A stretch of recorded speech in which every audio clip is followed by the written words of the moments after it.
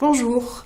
Dans cette séquence dédiée à l'agroforesterie, vous avez pu d'ores et déjà découvrir la diversité des systèmes agroforestiers de par le monde, les différents processus écologiques en œuvre dans ces systèmes et quelques leviers à mobiliser pour valoriser au mieux ces processus.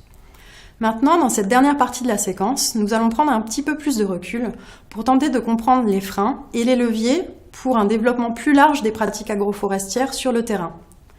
L'agroforesterie peut en effet être complexe à mettre en œuvre, que ce soit d'un point de vue technique, sociologique, économique ou encore politique.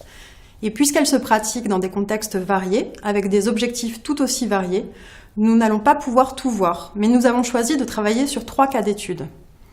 Donc un premier cas d'étude nous fera partie en Amérique centrale, dans les systèmes à base de café, où les arbres sont plantés notamment pour réduire les risques d'érosion des sols. Un deuxième cas d'étude va traiter de l'élevage et des arbres avec les parcours agroforestiers pour l'élevage de volailles en France, avec des témoignages d'agriculteurs et de conseillers agricoles.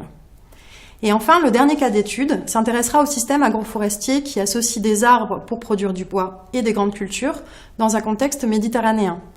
Donc ici, vous découvrirez les systèmes mis en place sur le domaine de Restinclières, dans le sud de la France, et que vous avez peut-être déjà vu dans différents reportages sur l'agroforesterie, puisqu'en effet, il s'agit des parcelles d'agroforesterie intraparcellaires parmi les plus vieilles en France.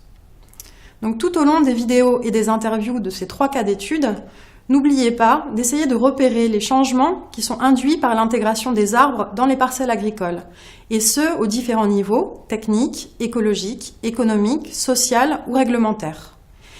Et regardez aussi quels sont les avantages et les inconvénients de ces pratiques par rapport à d'autres manières de faire.